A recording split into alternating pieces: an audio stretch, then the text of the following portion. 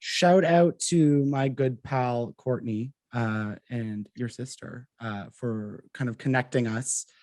Pleased to have today Riley joining me. How are you?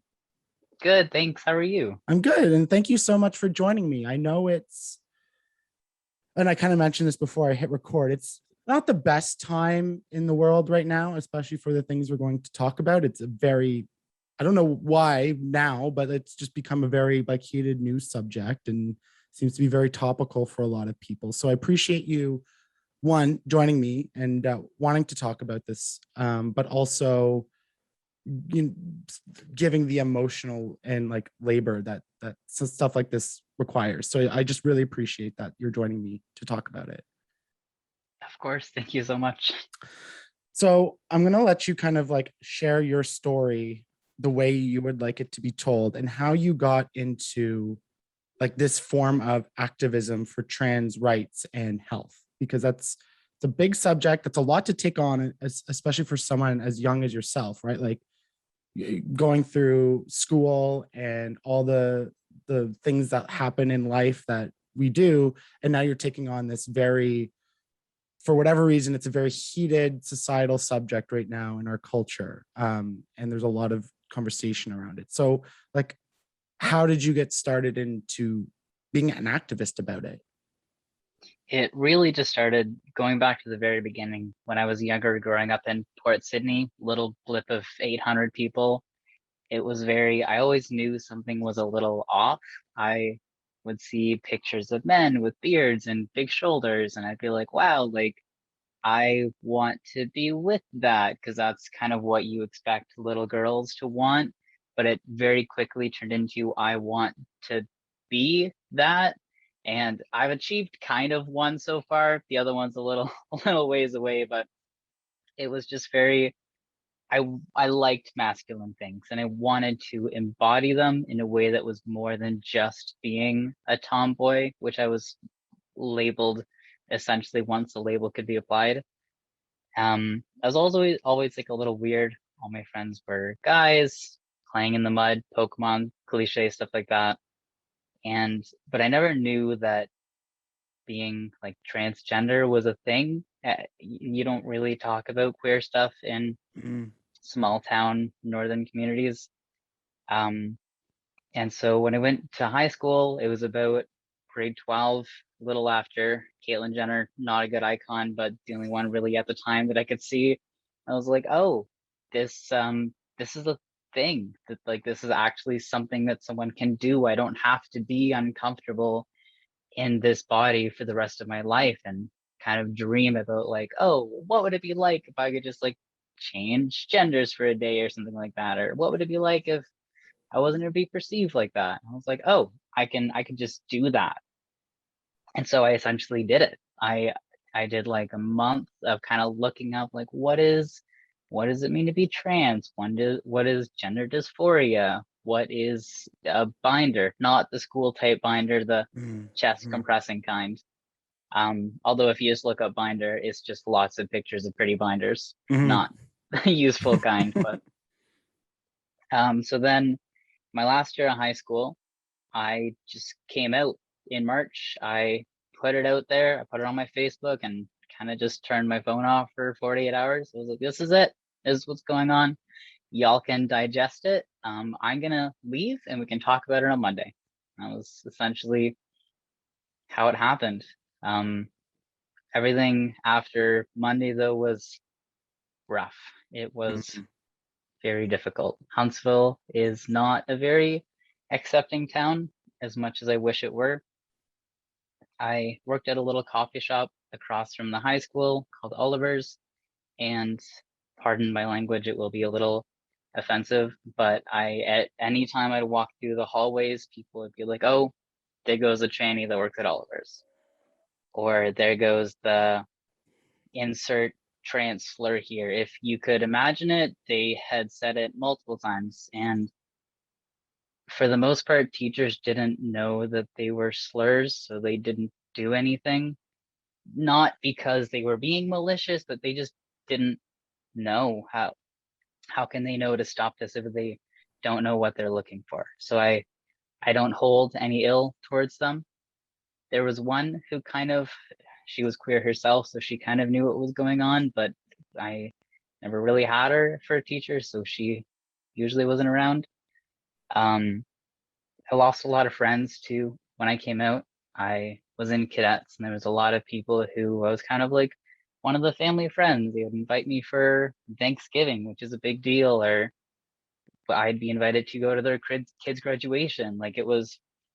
I was in a lot of folks, and I was relatively respected and liked, and nothing changed but my name and how I identified in my gender. The way I dressed essentially stayed the same, but it was as if I was a different, morally corrupt person. Mm. It went down very poorly. My parents, I love them, but they never had any exposure to queer folks growing up. Really, the only person that had any exposure was Courtney. God bless her. If she wasn't there, I don't know what would have happened. So huge shout out to her. My parents, they came around though. My dad, a very logical person, saw it as people who are trans have high rates of depression, anxiety, suicide, homelessness, lower pay, lower everything. If you can imagine a negative social outcome for some group, trans people tend to fit every single one. I can't think of any category where trans people on average do better than the average cis person. So my father didn't want me to wind up like that. So he kind of thought, if I can help my child be happy in what I perceive them to be before, and they don't become trans and they won't wind up like this. Wrong logical leap, but right intention. So it ended up, we came to like the common ground that was like, this is how it's going to be. And if you keep doing this, it's going to get worse for me. So if you don't want it to end up like this, then I need you to love me and support me. But being the very headstrong person I am, I essentially told my parents, I was like, you can take me or you can leave me. I'm not giving you a fucking choice. I know who I am. I've been in my own body for 17 years. I know that you guys made me, but I think I know me a little bit better. And if it weren't for that though, like if I was a little bit more of a pushover, I would have probably just succumbed and been like, okay, I'll do what you want until I leave the house. So that was a big part. My grandmother was amazing. She was excited to have a grandson. Shout out to her. I've heard wonderful things about your grandmother. Yes, my Gramary is amazing. There was this moment in the bowling alley. Courtney was there, my little brother was there, the family was there. We all just went out bowling, and I kind of told my grandmother what was going on. I was like, hey, I kind of just like, I identify as a guy now. I'd like to go by my middle name, Riley. And she was like, I always wanted a grandson. And we all hugged and we cried, and it was like this super emotional moment. Courtney and my little brother Liam joined in. It was just like the four of us. It was like a lot of tears, a lot of crying. But that acceptance was like, right. Some people will just be like, yes, okay. What makes you happy is what is best for you, and what is best for you is what I want.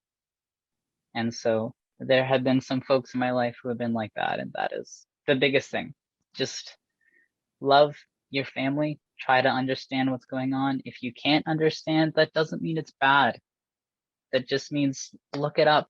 There's so much stuff on YouTube, amazing movies now that you can check out, positive representation, which is huge, because that, when I was growing up, that did not exist. You didn't really see trans people, let alone trans men in media. So seeing that now it's really nice. Everyone wants to see someone who is like them on the big screen. Mm-hmm. And for some folks, it takes a little bit longer. Thank you for sharing that. I know reliving some of that stuff is not easy. So thank you. You touched on a lot of things that I want to get into, but I want to kind of set just like some baseline info, because you mentioned like gender dysphoria and being trans. And that's something that, you see online a lot. And that's why I like to have conversations with people who know better than me, because I don't know the difference. And even reading about it, like how are they differentiated in terms of like how you live your life and all that. So gender dysphoria is essentially, and it was classified as like a mental disorder by the World Health Organization, but that has since changed, thank goodness. Gender dysphoria is essentially, so there are lots, almost everyone experiences dysmorphia, which is just a feeling of unrest in your body. Unfortunately, a lot of women and men feel it, typically men, and you see like the he-man macho picture, and men are like, why don't I look like that? Why don't I have that perfect triangle shape? Why don't I have an APAC? Why don't I have like all of these things, like that sharp jawline? That is a feeling of dysmorphia within your own body. Whereas for women, it can be, why aren't I taller? Why aren't I shorter? Why aren't my legs a certain way? Why isn't my body this perfect construction that society keeps wanting me to look like? But it can also be very simple things like some people feel dysmorphic about the way that their knees sit. So gender dysphoria is just a subcategory of dysmorphia specific to gender. So it's just, for the most part, prior to my surgery, I had breasts, and I felt a large amount of dysmorphia around that area, specifically tied to my gender. Because oftentimes, if you have an average size figure and above average size breasts, it tends to be seen as a feminine or inherently female thing. And that can cause gender dysphoria in someone who does not identify with femininity and or being a female. So that's just kind of the short brief of it. Okay. But everyone, it is not mandatory to have gender dysphoria to be trans. There's a huge thing, it's often called trans medicalists, where they will believe that you must have a medical diagnosis of gender dysphoria to be trans. I don't buy that one bit. I'm in third year philosophy and political science. The more I learn about identity and all this stuff and scientific categorization, the more I think it's, pardon my language, fucking bullshit. You do not need a scientific category to validate your identity. No one ever needs that. And I just really need to drill that in, because a lot of people feel they're ostracized from the community because non-binary people or folks who kind of sway from one side to the other or just go completely outside of the gender binary, sometimes they don't have gender dysphoria, or they experience it differently on different days, but that does not make them any less valid in their trans identity. Yeah, I think that's a really important point. Like you and you know your identity, and like you don't need to rely on other people being like, no, that's not your identity, right? Like it makes total sense. Yet we constantly want to, like you said, like put that make it that concrete sciencey, like, no, it's factual, so it has to be either black or white, or that one or two, the 0-1 type thing. And that's important to recognize. One of the other things I wanted to talk about is you mentioned representation, and I think since Caitlyn Jenner announced the transition, we know she is a very infallible person, and has many I don't know what the word is, many faults of things that she believes in. But I think that really opened the conversation and the general, I guess, seeking of information about it, because I'm not that old. I'm about to turn 30, but I think back to even when I was in high school, which was 2006 to 2010. Like, we didn't even have like out gay people really yet. Like, it was very much, everyone was still outwardly straight, at least. And I remember one of the early episodes I had with my brother, because he grew up gay in a small town and he came out very early. And I was like, what was that like? Because, you know, we weren't exactly accepting. And this was only 10 years ago. So when it came to, you know, when did Caitlyn announce? Was I it think it was 2016? 20, I thought, yeah, around 15 or 16. So if you think about, like, that's 5 years ago now, like not a very long time. And I guess when we're talking about representation, I still think when we're talking about trans representation, it's still trans women that get the majority of the conversation. And I have yet to really see a good piece of representation for trans men. I think you're still kind of forgotten about in the larger conversation. Does it feel that way? Absolutely. Yeah. Yeah. There was the name of the movie is slipping me now, but there was a documentary started with a D, but it's basically just all about, I think it's called Disclosure. But it's just about trans people. It just followed trans representation in the media. And the only trans man that I can remember is Elliot Fletcher. He was in season 7 or 8 of Shameless. He was only in for like a couple episodes, but I saw that. I only watched those couple episodes just for him. But he had the scars. He didn't have the bottom surgery. He was just a perfect representation of what I was. And Mhm. that's the only time I've seen that. Like, you don't, and they weren't scared to talk about it. Most people are like, oh, like they might allude to it, but that's the only time. I can ask any of my other friends, even if it's just an out gay character. Every show has a token gay now, so it's not hard to find stuff like that. So it's, yeah, it's difficult to see trans men represented in the media, Yeah. represented. Yeah. Trans men and non-binary people, for sure. I still think Yeah. there's still a long way to go to that. I know, like, I loved Sex Education, and that introduced a non-binary character. And I thought that was huge and it was great, but like that's one show in 20 million. I don't know how many shows there are, but Yeah. what I wanted to ask is, once you came out, you left your screen, you mentioned, you know, it was a very difficult time, and you mentioned you had supports, which is wonderful. From there until now, like, how have you been able to navigate it? Because I think from what I've read from the other trans advocates that I follow on social media, I think about Amanda Knox, um, just reading through some of the threads and hearing trans stories, is that, you know, they lose their families, they lose their friends, and they're almost completely isolated outside of the trans community. How were you able to navigate? How were you able to find supports? Was it online groups? Was it community groups? Was it you know, just Googling things and just trying to make it on your own? Like, what sorts of things did you do to try to bolster that support system to help you? Hmm. Being in Huntsville, the closest transport route was in Aurelia, and I didn't have a car, and there was really no way for me to get there. So any like actual in-person support was is out of the question. Like, it's a $50 bus ticket to get down there and then 50 back. Like, that doesn't make sense. So in-person support groups weren't a thing. Muskoka doesn't really have much queer resources, and if they do, it's not trans specific.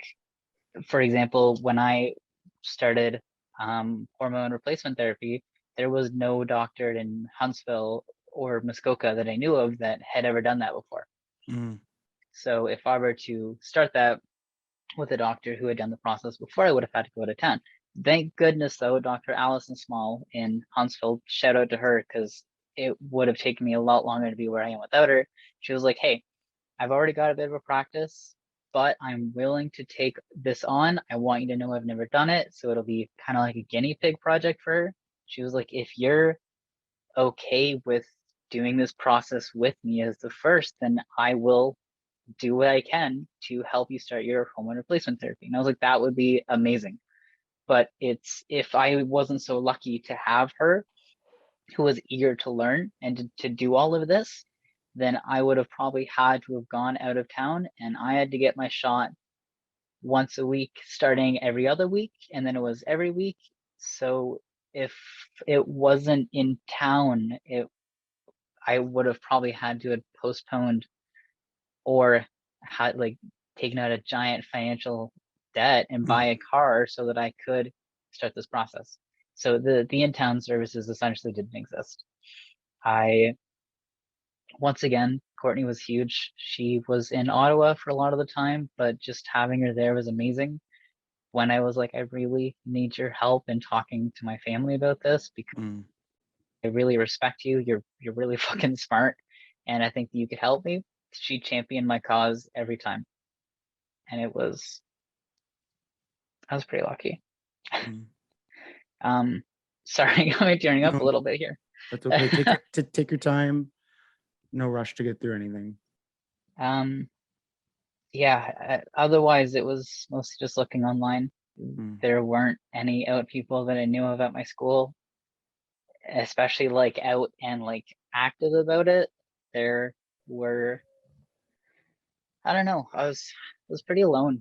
It was mostly like the internet and Courtney, who was in Ottawa, and that was kind of it. And I kind of had to find the support in myself.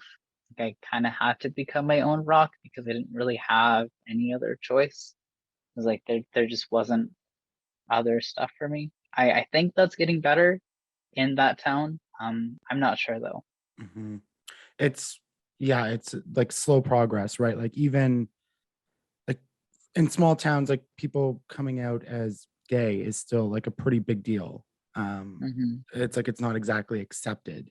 So as you start putting like as more people are expressing their gender identity or their sexuality in different ways, which is if you go to the big city like Toronto, like even Ottawa, it doesn't, I don't think has a very vibrant scene of representation and people being comfortable.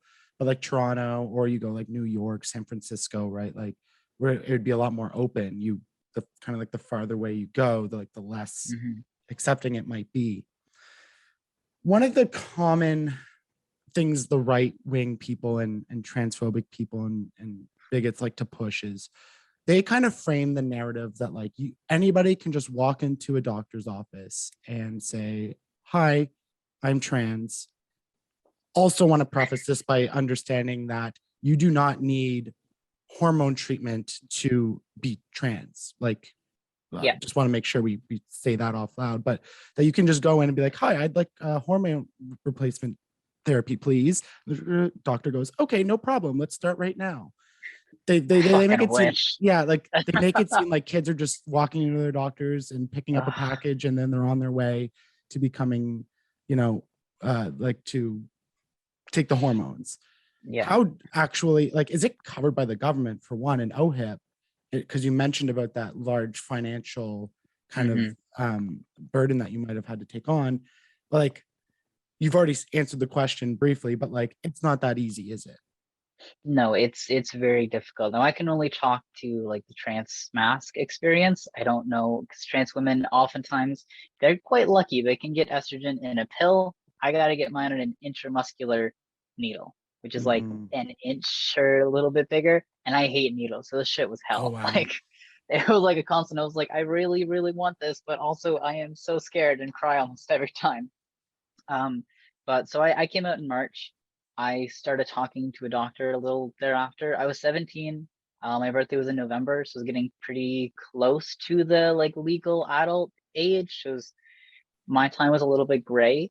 People who are like early 17 or 16 and younger often start on puberty blockers first, Mm. and then they'll switch to HRT around 18. Um, and puberty blockers are a lot of the effects are reversible. It essentially just takes whatever stage of the puberty that you're in and it just stops it. So it's like certain things just don't happen, like some fat redistribution just doesn't occur. Um, Hair growth or hair like promotion is just you kind of just remain like a childlike state, if that makes any sense, up until, and then it's like, okay, do you want to go through a testosterone puberty or an estrogen puberty? So it Mm. gives children more of a safe space in their body so that they don't have to. go through the development of certain things that will cause them a lot of discomfort, because just simply having or like knowing that you have what can be perceived as breasts for trans mass children can be debilitating in some situations.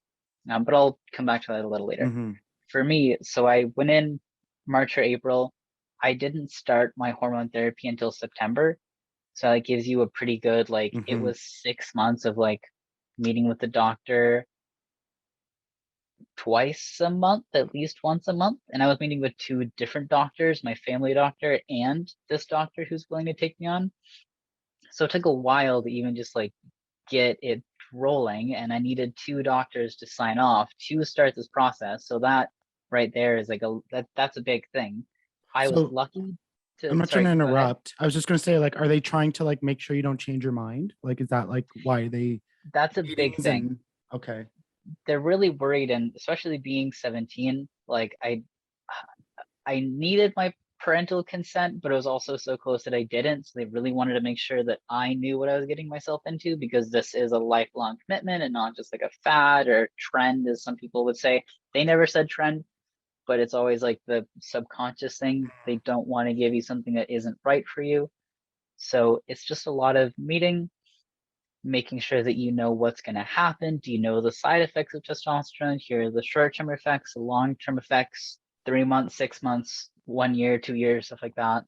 So really just making sure that I knew what I was going to do, what would happen, what is reversible, what is not reversible, and other stuff like that. And also down to the psychiatrist I met had to help me a lot with this, which was also someone I had to go see a psychiatrist, but the closest one who was qualified was in Aurelia. So once again, like I had to go to Aurelia for that. Shout out to my mom for driving me all the time. But if I didn't have a parent or a friend with a car who would have been willing to drive me, once again, that would have taken a lot longer. I'd have had to buy a car myself, and cars are not cheap, and gas up north is pricey. I mean, it's Mm-hmm. pricey everywhere now, but Mm-hmm. so yeah, I had to see a psychiatrist once a month, once every other month, several times, and she was very like, she was like, "You're gonna smell like a billy goat. You're gonna, you're gonna grow hair everywhere. You're gonna smell like shit." It was not like, "Hey, like the trans pill is amazing, do it." Mm-hmm. No, it was like, "This is like male puberty sucks ass. Do you want this?" And I was like, "Yeah." She was like, "Are you sure? Like there are some things you can't undo." And I was like, yeah, I need, like, I need this. I need comfort in my body, and I think that this is the best way to do it. And so far, from everyone I've talked to, the two doctors and the psychiatrist, this seems like the best way. But it took forever. Mm-hmm. And that was just to start the hormones. And that was essentially starting me one dose every 2 weeks for a couple months. And then eventually it was like a dose a week and then a half dose the next week. And then it was one full dose. And I had to do it at the doctor's for a long time. It took like a year before I could do it at my own house. So it was, you can't, it fucking drives me crazy, the people that are like, you can just walk in and get this. And Mm-hmm. no, you can't.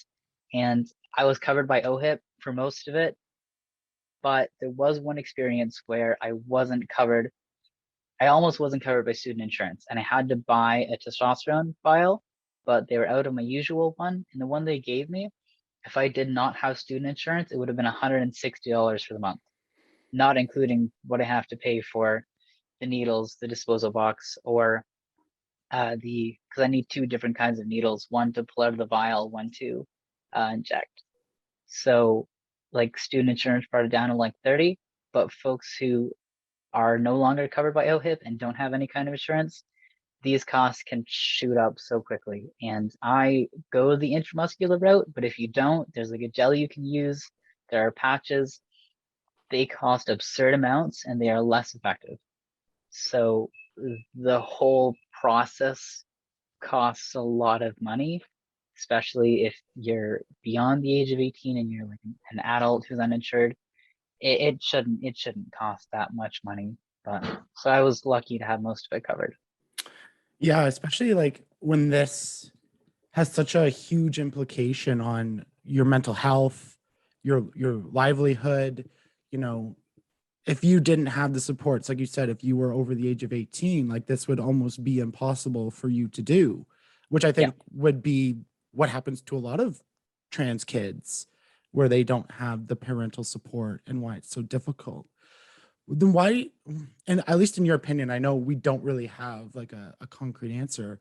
Why does the narrative that all like it just when you even look at what's been in the news lately and you think of the atrocious person of Rosie DiMano and now Margaret Atwood, like they seem to be pushing these narratives that like all these kids are going in and asking for hormone therapy and getting it and then wanting to detransition, and now it's like this like CTV painted it out to be like this huge crisis. I mean, I'm pretty far removed from it, but like why do thank you.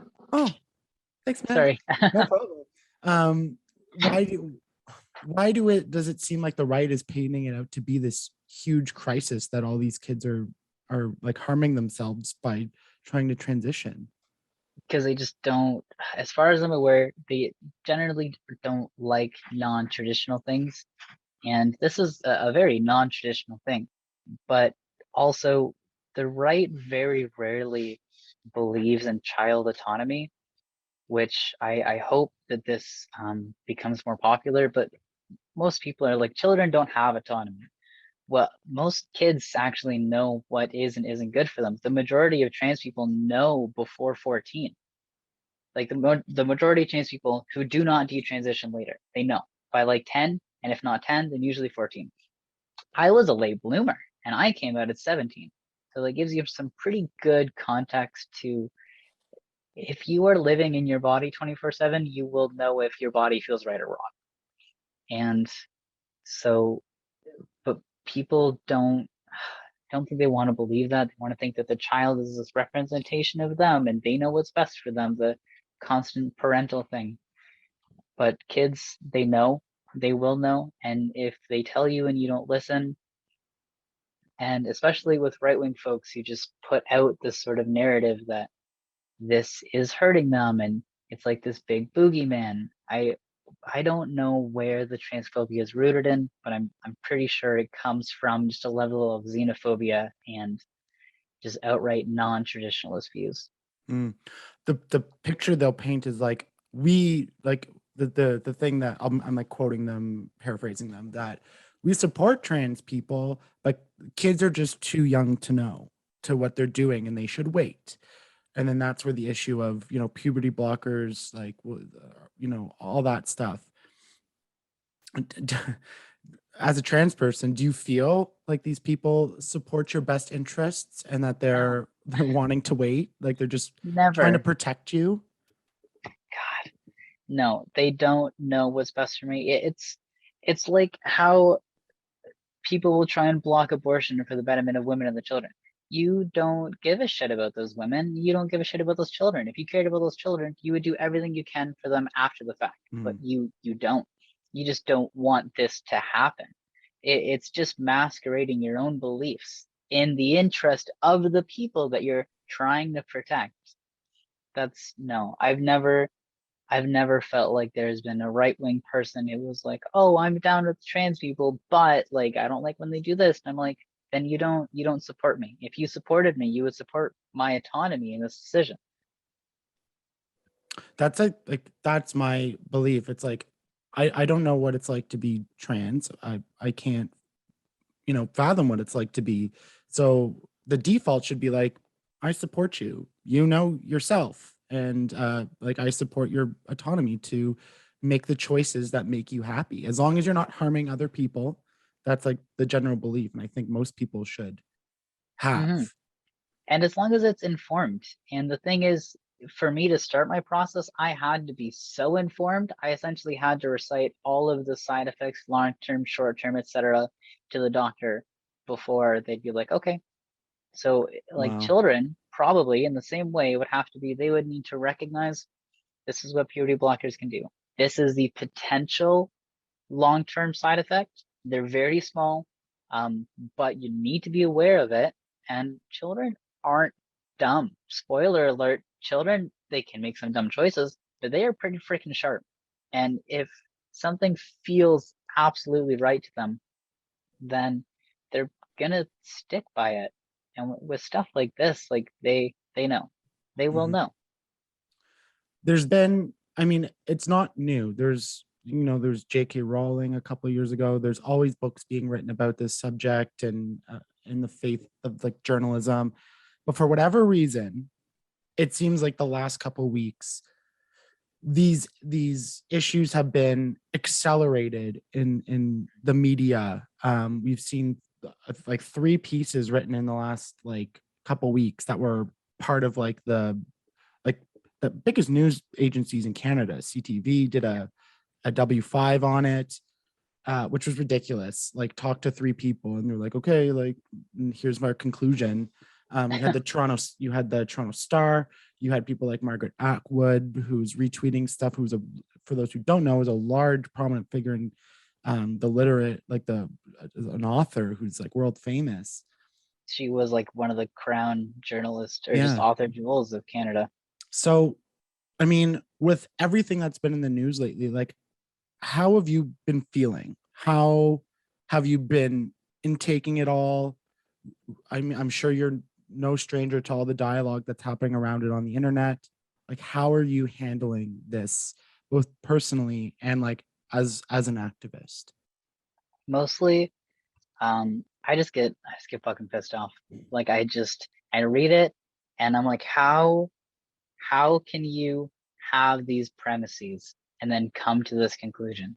Like, this literally does not make sense. It does not follow. I do not understand how you can take these opinion pieces. You must be wearing blinders and just only want to hear what you want to hear and not like actually look at anything else. Or it's just old traditionalist views that are unchallenged. And when folks have large platforms and they become these huge important people in societies, they think that they are infallible. How can they be wrong? They have done so good and so much. They must have some level of authority on this, right? Like, that was one of the best-selling authors in Canada. She must like know something. Like, she comes from a credible background, but it's like, no, stay in your lane. I'm sorry, Atwood, you write some amazing books, but please, can we stick to the literature and not try to talk about sociology, psychology, or the philosophy or anything that's like around trans folks? Your opinions sometimes can be useful. However, if they can seriously hurt some people in an already very contentious political atmosphere, please think before you tweet. That's all I ask. Like, you are literally hurting people by doing this. This is a big question, so I don't know if you have an answer, and answer the way you feel comfortable answering it. But the large issue when it comes to trans rights and equality and autonomy is that a lot of people put it up against like women's rights. Like, so when we talk about women's sports, or we talk about giving birth, or we Yeah. talk about feminism, even, like, there seems, and that's where the term TERF comes from, the trans exclusionary Exclusionary radical. radical Yeah. feminist. Ugh, yeah. How, I mean, again, big question, so I don't expect a concrete answer, but when you're in these spaces, when you're educating people, when you're talking to people, like, how do you go about this subject? Because someone like me, even though I have my beliefs, like, it's something that, and I think it's, people want to do this, make you scared to speak up and talk about it, because they're using their oppression as like a weapon, and especially the turfs in this case, right? Like, that's kind of what they're doing. Like, how do Yeah. you go about trying to talk about this stuff in a way that's going to resonate with people? Or maybe you're like, you don't even give a shit. You're like, I'll piss off people. I don't care because it's my truth and it's the truth. How do you go about it? It's a very careful tightrope between the two. As much as I want to be like, fuck you, I don't care about your opinions, it's like, Mhm. I actually do, because if I can help change your opinions, I can help people later down the road. So it's like this constant, I just want to be like, you suck, but do you suck because it's your fault? Is it just the environment you grew up in? Can you be changed? Can we come to some kind of a middle ground? So I usually try to take a compassionate, like empathetic approach first. And I'm like, why do you feel this way? And I was listening to a podcast Owen Jones had, I think it was Judith Butler on. And for Butler, it was a huge, which they kind of boiled it down to, was the fixation of the penis. Sounds kind of weird, but a lot of TERFs they are terrified at the concept of someone who has a penis within their space. But that's not what it should be about. And the thing is, when TERFs think of a trans woman, they think of someone who has, I don't know, predominant masculine figure, like a strong jaw, or like something kind of cliche. If you were to have the majority of trans women walk into a women's washroom, no one would bat an eye. If you were to have me walk into a women's washroom, I would be rushed out pretty quickly. But is that not what they want? Do they not want me in their washroom and trans women in men's washrooms? Like, what's going on? You can't have your cake and eat it too. So what is the actual issue here? It's not trans men. So that's obviously not the issue here. So it's trans women, but you don't have an issue when you don't know that they may or may not have a penis. So it just boils down to, you are scared that your feminine places might contain something that is often been seen as a tool of oppression, which has just been folks who have this tend to be the oppressors. And it takes a lot to unpack that, and oftentimes a lot of that can stem from sexual assault, domestic assault, other forms of that, which is entirely valid. The issue is the conclusion that they come to because of that then wraps up trans women unfairly in this. So with stuff like that, compassion is always one of the most important ways to come from. Now, that's obviously not what always happens. Sometimes there are just people who are like, I don't know, I don't like trans women. I'm like, okay, then you're xenophobic, a bigot, like rude. I don't really know how to start here then. But for some people, it's deep-rooted trauma that hasn't been resolved and just comes out and attacks other people. So you just gotta try and meet people where they're at. And if whatever preconceptions they have, just try and help break them down. Just talk to them, show them we are people too. We just gotta fucking piss, okay? Like, we're not in here to do anything. The rates of assault from trans women on women in washrooms is zero. Like, that just doesn't happen. There are so many other things that we should be worried about. But unfortunately, oftentimes statistics aren't what they're worried about. So it's just preconceptions. And I don't know. I kind of don't like the term TERF, because I feel like if you're a feminist, you're not going to exclude these people regardless. Right. And the big thing with a lot of social movements has always been leaving other people behind. The original feminist movement left behind anyone that wasn't a middle-class white woman. So modern day feminism, ideally, like, it includes all folks of all strokes. So it's, I don't know. I don't think you could be a third wave or fourth wave, I don't know what wave we're in, feminist and be exclusionary of trans people though. It's the same thing when I have conversations about masculinity with men and being like, like feminism benefits us too, right? Like, taking apart the patriarchy benefits us too. Yeah. And right. Like, I think like what you're saying, and like on a bunch of episodes that I've had recently, is that, and you can take this into the context of COVID, of vaccines, of whatever you want to do. Like, we paint a picture and a narrative in our minds by what we see on social media, what we see in our echo chambers, what we see on movies, in news, that we take the sensationalized stories and we paint that as the picture of reality. And I think we do that with almost everything, and we get lost that what I think we were talking before, and you mentioned a statistic that we lok at these right-wing people, they're writing stories about people detransitioning, and now there's like this huge issue of kids not knowing what they want. Now they're taking puberty blockers and then they want to transition and they ruin their lives. I think you said it's like 0.0 something of, it's like something super low. It's definitely less than like 5%. And if you were to do like a ratio of the amount of people in media who are presented as detransitioning and those who have had a good transition, it's the imbalance is absurd. Yeah. And it's like vaccines, right? Like, or people who are vaccinated and not vaccinated in the hospital. Well, it's like 1 million people can be in the hospital, 5 are unvaccinated, or 5 are vaccinated and the rest aren't. But people will be like, well, see, vaccines don't work. Like, it's like, no, no, no, no. Yeah. Like we create this thing by based on like one story. We hear one thing, we listen to one podcast, and we're like, okay, well, like that's the truth. And it's like we fail to account for how many people this actually affects and how many people have a healthy transition in this case and Yeah. go on to live healthy, productive, and happy lives because of this process that they went through, which is already incredibly invalidating and traumatic just to get to that point. Absolutely. And if I can add on, like a big thing too, when I first came out, to me, there was black and white. There was female or male. You got to pick one. And so if one doesn't feel right, then I guess you got to pick the other. Like there's no other two options. So I just took the full extreme. I went from, okay, like fuck everything feminine and female. I'm going all the way over here. But that's not how that works. That's not how gender works. Gender is a expression built upon a multitude of different things. The way that you talk, the way that you act, how you dress, etc.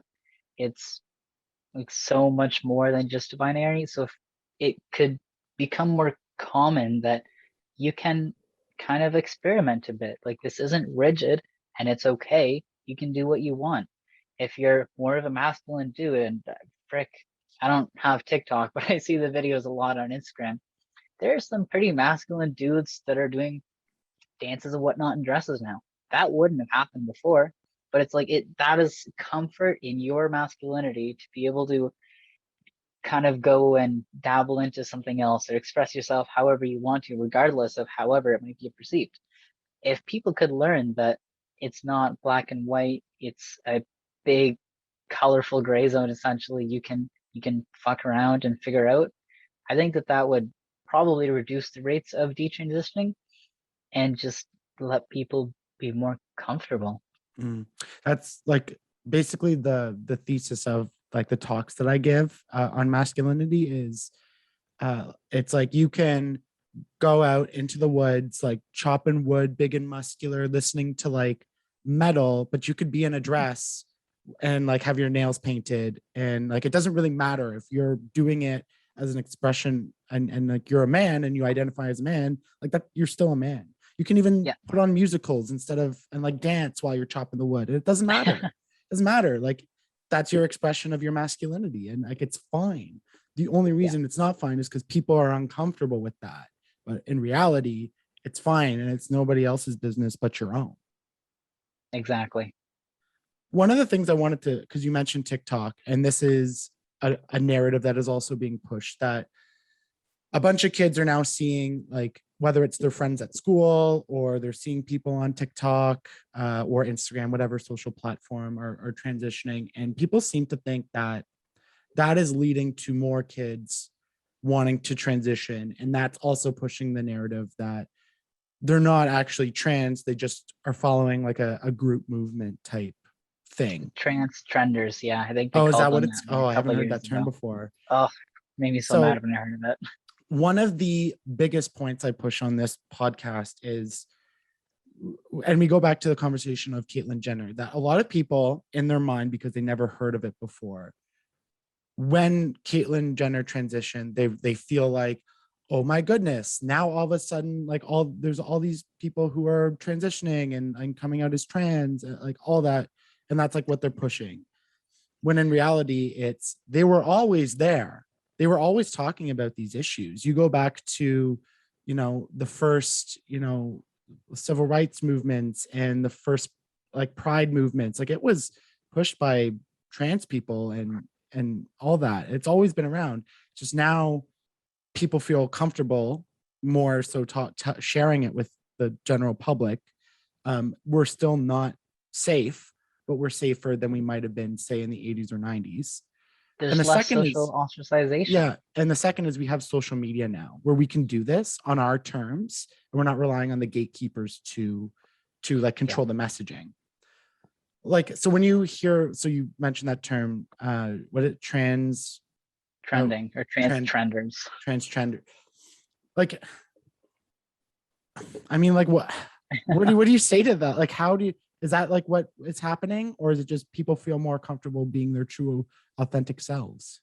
I think it's just that we've seen this increase in a bunch of places. People are coming out as any variation of queer more often. Like we see the first gay footballer, the first gay, Mm-hmm, was like mm-hmm. European football, first gay person in NHL. And it's Yeah. like, where were they before? It's like, no, they were there. They were just depressed and hidden. Like they just had to lie to everyone and themselves. And for a long time, if someone came out, they'd be kicked the fuck out. They wouldn't be drafted. Their team would get rid of them. They'd be ostracized by their players and probably their fan base. And if you're losing money for your team, you gotta go. Like that's just how it was. But that's not how the world functions for the most part nowadays. It's a lot more acceptable and almost encouraged to have like a sense of diversity just because that's how people exist. That's how we are. If there is no diversity, then what does that say about the kind of stuff that you are fostering? So you'll see now there are more trans people because they're either not killing themselves in their youth because they feel like they can live a good life, which happens with other queer people all the time. Um, they have safe spaces to be. Places are becoming, as urbanization tends to increase, those areas you can find people like you, no matter how niche you go. If you have some super niche habit or something or hobby, you can find a group in the city that has the same stuff. Like that's just how they work for the most part. I don't know about Ottawa. The bigger cities definitely. But so if you're like, I need a trans support group and you are within an urban setting, you will be able to find people like you. Whereas when people were more rural or transportation was less difficult or you didn't really see someone like you didn't really know what to do. So it's the famous thing. When you see people who are like you living the life that you want to live, you might try to get there. But if you never thought that you could have lived that life, like a happy life as yourself, that wasn't represented in the media prior to like, God, I don't even know, maybe like 2014 or something. Yeah. One of the first major, like, kind of happy trans characters was unfortunately in a prison in Orange is the New Black, but it was a positive representation. Negative because it was in prison, but it was there. And they were a cool person. She was freaking cool. Laverne Cox is also just an amazing person all Mm-hmm, around. So that was mm-hmm. amazing. But prior to that, it was often trans women were the murdered prostitute in a NCIS episode. They would lift up the skirt, be like, oh, as if it's something shameful. Or you would see movies about a trans guy who's kind of in the beginning of coming out and they get beaten and worse. And that's kind of the end of the movie. There, you only saw your life as a disaster and often ending in murder or like really bad assault. So as you see happy trans people living happy lives, you recognize that you don't have to stay hidden. You you can be happy. There is a place in the world for you. It might be difficult, but it's a lot fucking easier than it was before.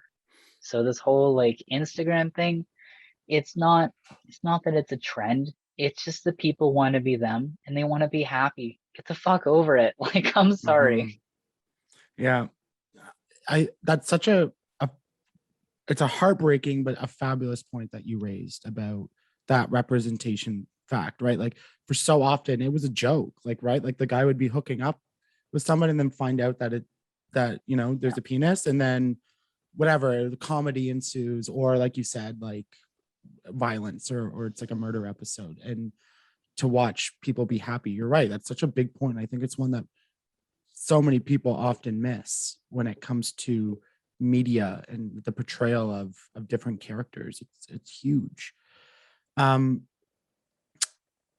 One of the things I wanted to talk about, and I know we're like, you kind of just figured it out, so I know you can't like speak super like candidly on the subject, but Bill 2 in Quebec, which is basically, and correct me if I'm wrong, that they're separating on IDs like sexuality and gender.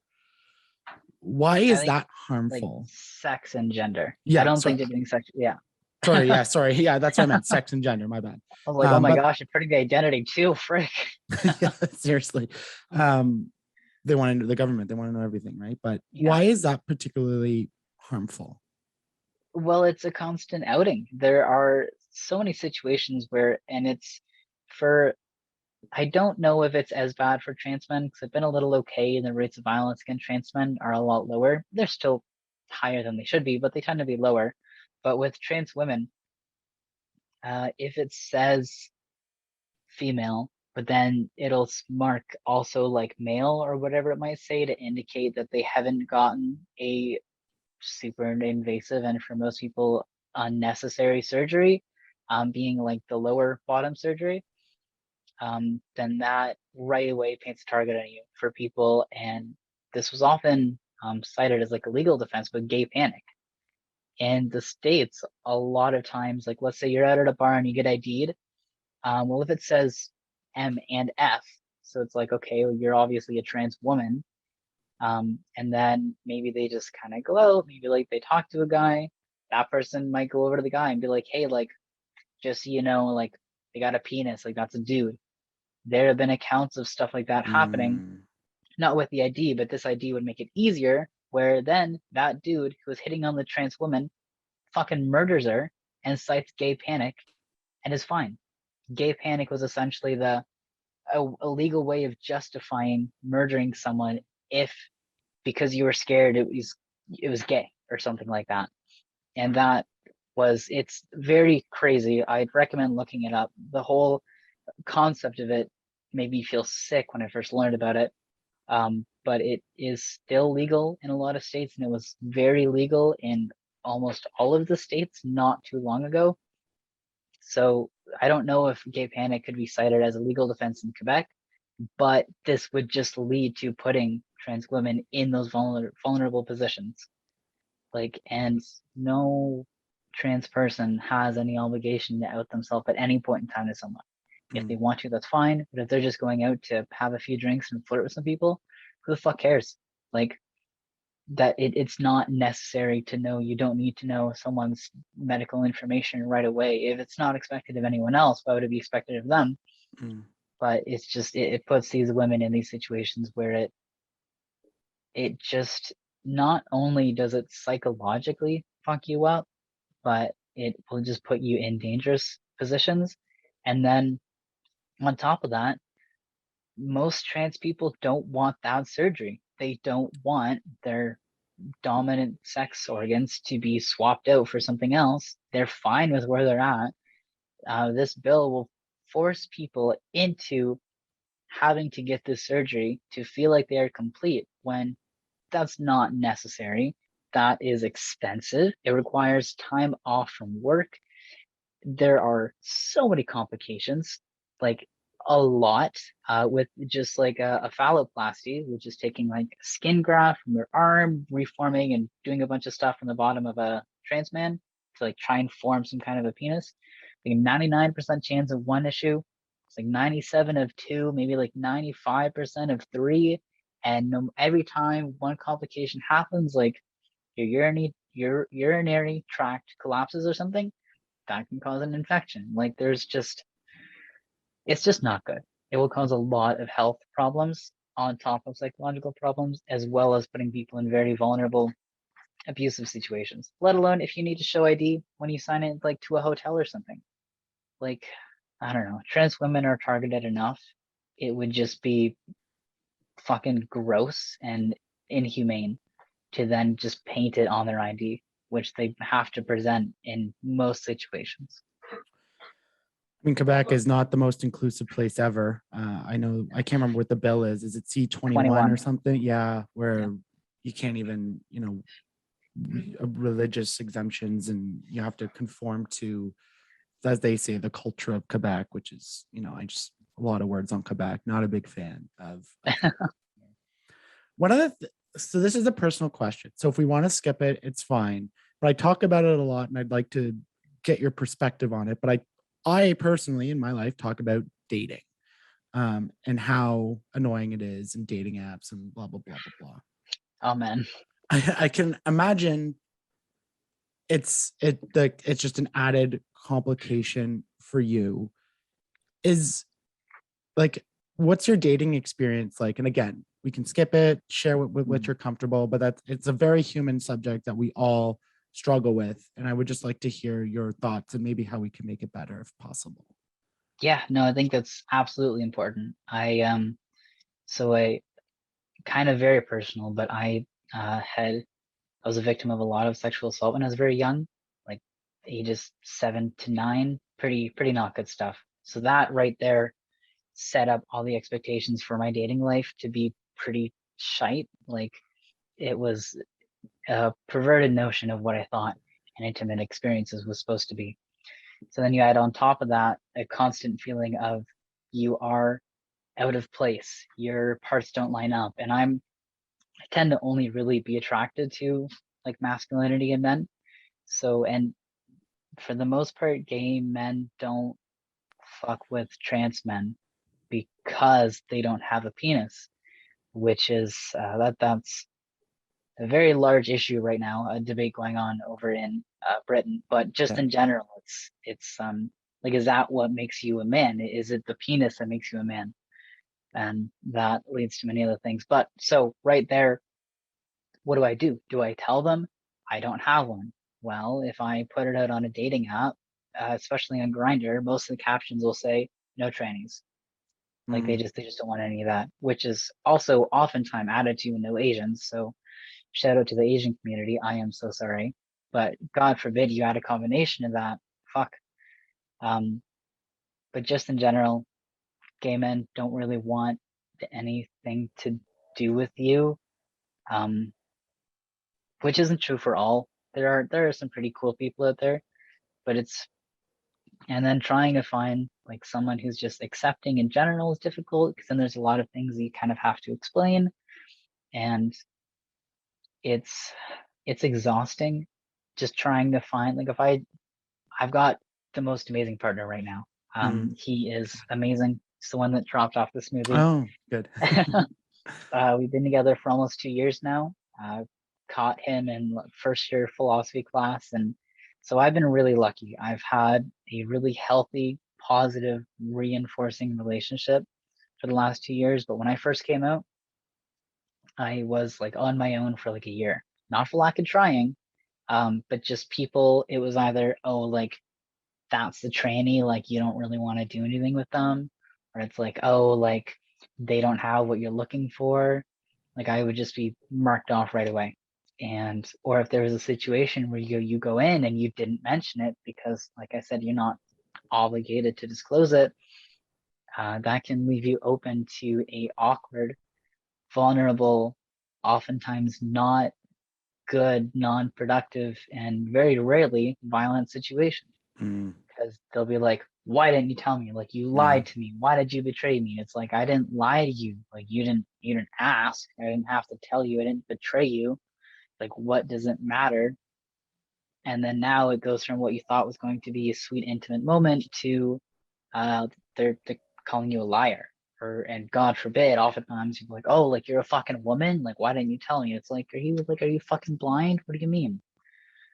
So it's a lot of it's mentally exhausting. Mm-hmm. A lot of trans people I know either will wind up in uncomfortable relationships. Oftentimes, trans men who are straight, I've seen them wind up in relationships with self-proclaimed lesbians, which is inherently invalidating of their identity.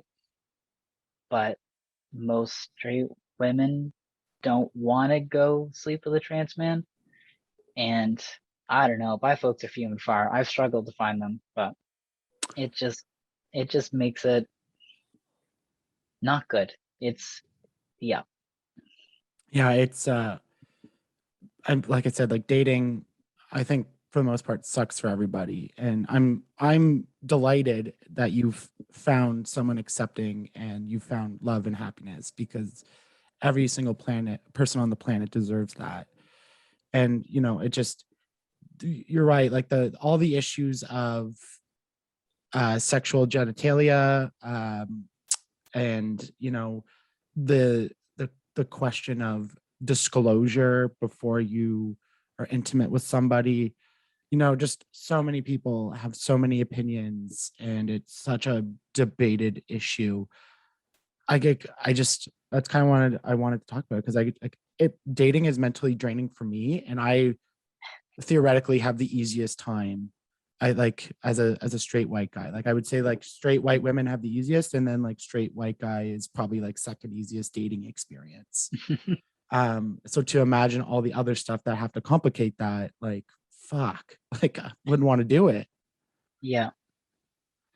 No, um like I didn't want to for the majority of it. Like it was every experience was pretty bad and debilitating and just kind of heightened the gender dysphoria. And it's mm, like, is this really who I am? Like, am I going to find happiness? Like, why is it so hard? What is wrong with me? Because obviously there is something wrong with me. And that was the most right. internalized thing.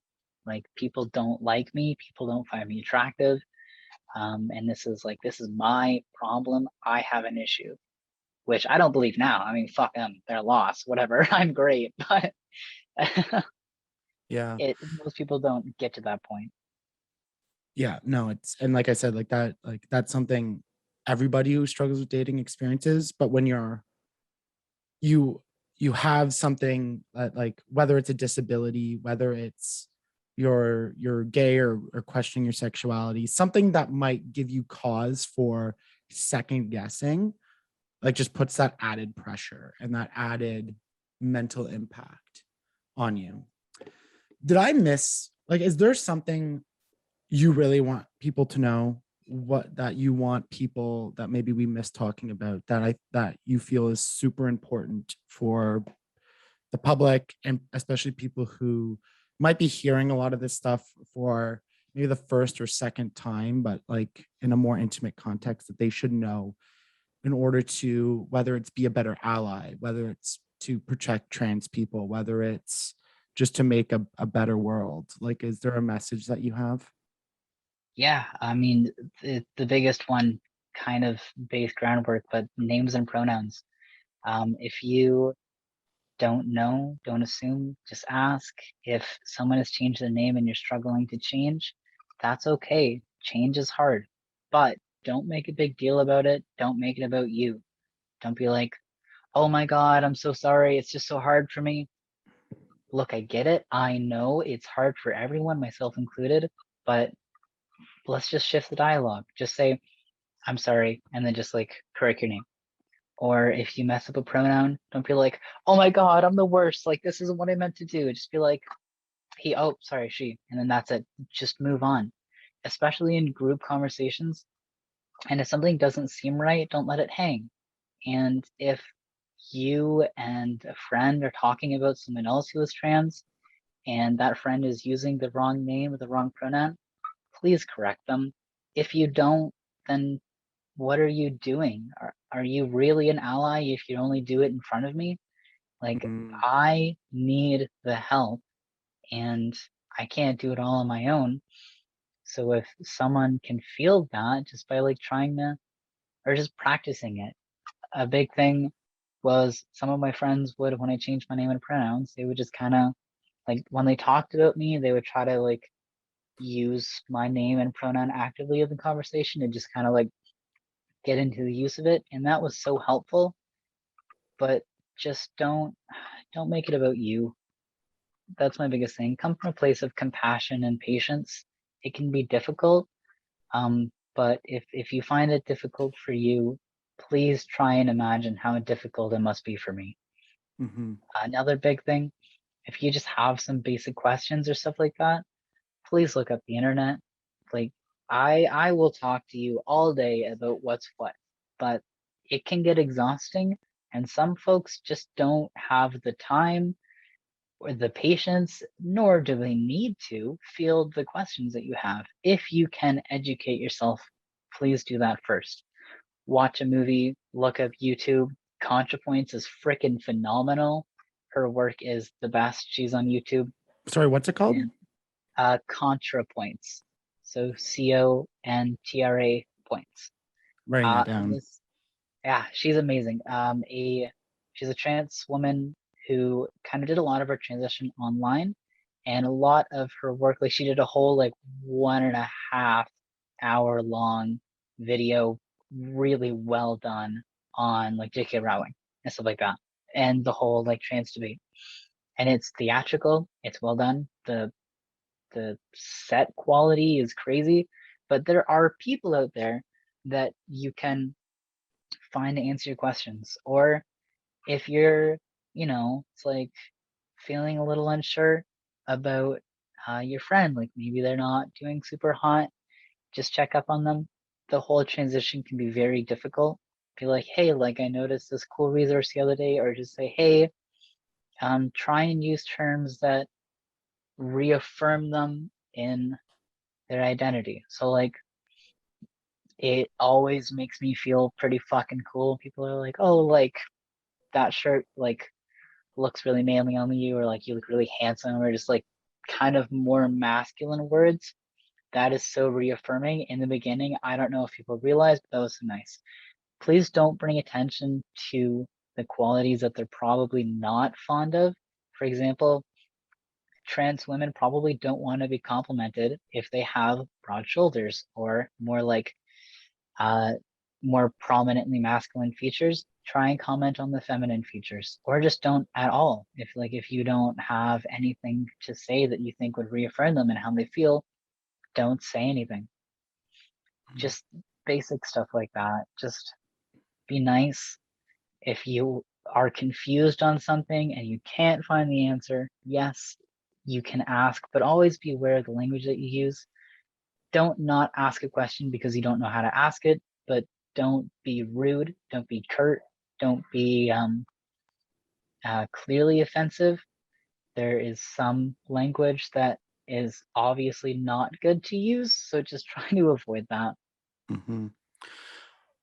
One last thing for you. There's like, when we're talking about a lot of this dialogue is happening online. The media, like we talked about, representation, all that hasn't really caught up yet. So people who aren't chronically online, and especially on platforms like Twitter and TikTok, where these happen more so than Facebook and Instagram or Reddit or something, you know what I mean? A lot of this is still new. And I think a vast majority of people are well-intentioned and want to know more, want to support, and aren't inherently transphobic, but are probably very naive and ignorant on some things. What I want to ask is, a lot of people are very hesitant on this subject because they feel like it's a walking on eggshells type thing. They don't feel comfortable talking about it or asking questions because they don't want to, ask the wrong thing. Mm-hmm. Do you feel like this conversation should be something that people walk on eggshells around, or do you feel it should be very much an open and honest dialogue? You know what I mean? Like, it's, Yeah. because I think a lot of people are scared to ask because they don't want to be seen as a bad person, but they're just very uneducated. And I know they can look it up online, but there is an aspect of having a personal conversation that is, when you can connect whatever issue it is to a human being, it offers that a much more a better perspective on what's going on. So like, do you feel it should be a conversation people are very shied away from because they're scared to ask, or like, do you feel it should be a much more open thing for people? Open and Do you honest. want it to be open? Yes, I think that open and honest is just the best way to open healthy communication for anything, really.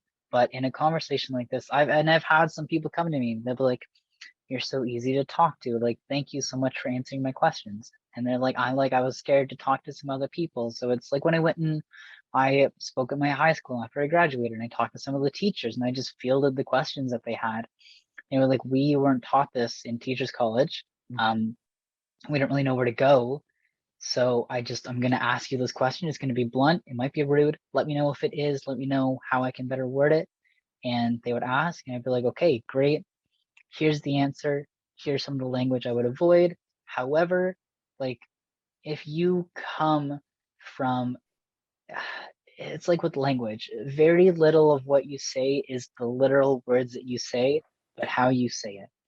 So if you say something that is purely, you're inquisitive, you just want to know so that you can do better, be better, you're just curious, that's great. But if you're like, I don't understand this shit, and you just say it in like an aggressive tone, well, fuck, I don't want to talk to you now. Like, if you're coming at me like this isn't open and honest. This is, and I'm almost worried that whatever I say to you, you'll be defensive about. I'm not trying to limit language.